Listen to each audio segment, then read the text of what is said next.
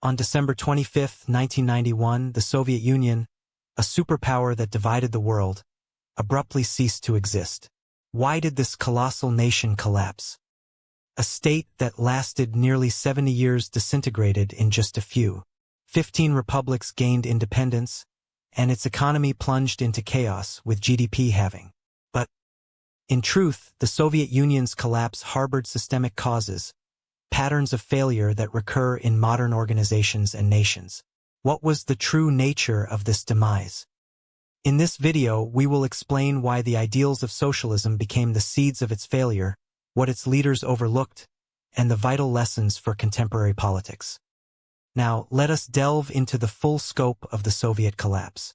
In the main feature, we will also further detail the role played by Western nations.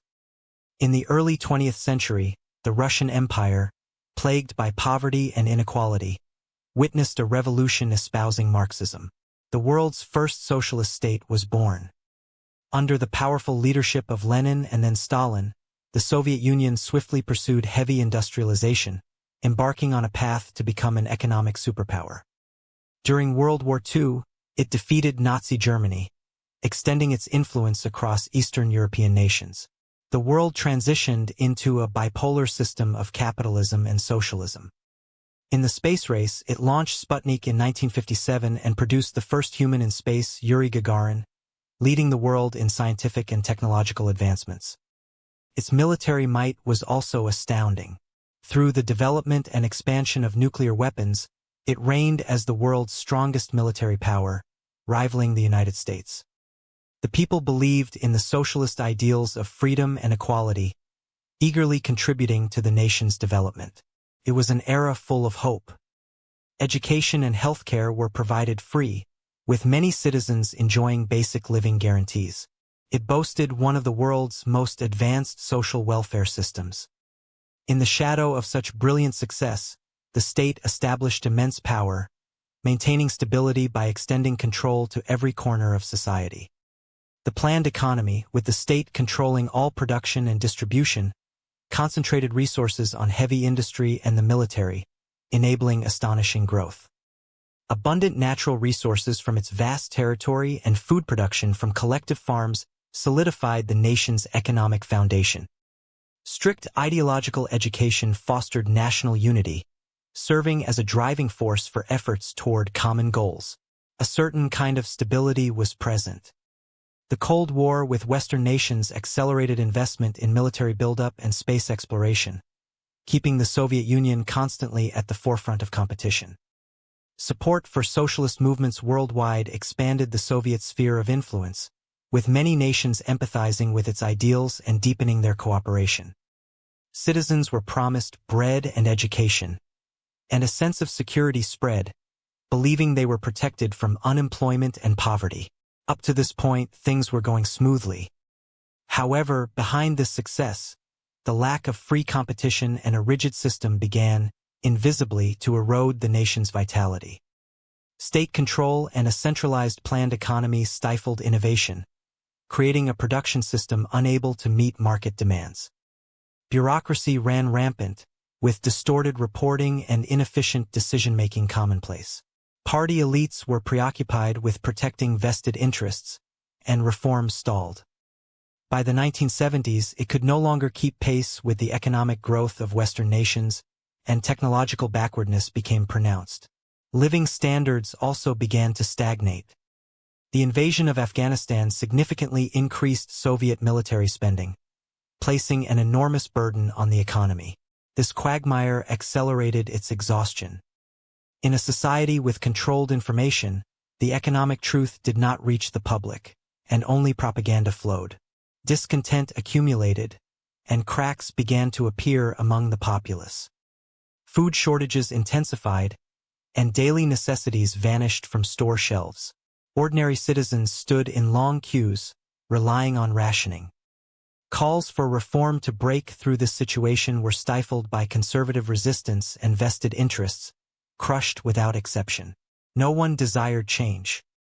Technological disparities with the West, economic rigidity, and popular discontent. Yet here an unseen pitfall lay open. The Soviet Politburo was unable to accurately grasp the severity of the problems. Inconvenient information was censored and never reached the highest leadership. The sunk cost effect of the arms race was also significant.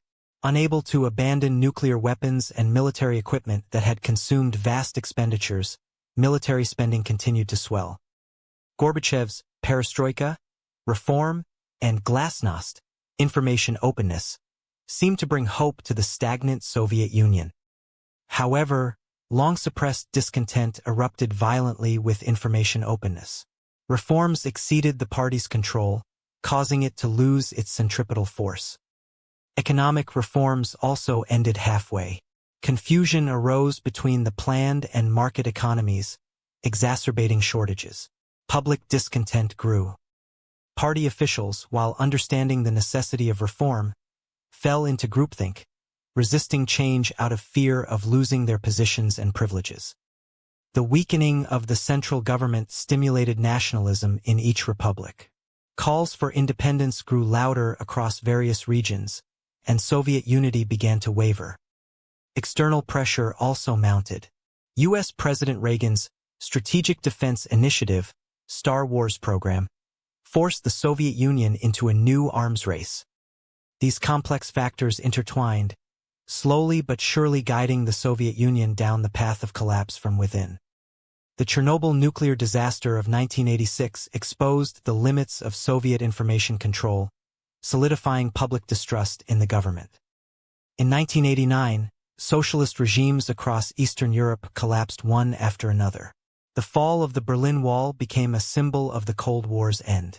Soviet dominance was lost. In 1990, the Baltic states declared independence. Following this, Ukraine, Belarus, and others successively asserted their sovereignty. In August 1991, a coup against Gorbachev erupted. Yeltsin led the populace in resistance, and the coup ultimately failed. However, the failure of this coup ironically accelerated the Soviet Union's dissolution. The central government's authority had completely crumbled. Then, on December 8, 1991, the leaders of Russia, Ukraine, and Belarus gathered in the Belovezh forest and decided upon the dissolution of the Soviet Union.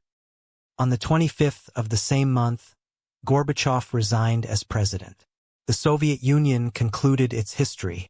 It was the moment a 70-year superpower quietly vanished. The greatest lesson from the Soviet collapse lies in the danger of a rigid, colossal organization failing to adapt to external change, instead decaying from within.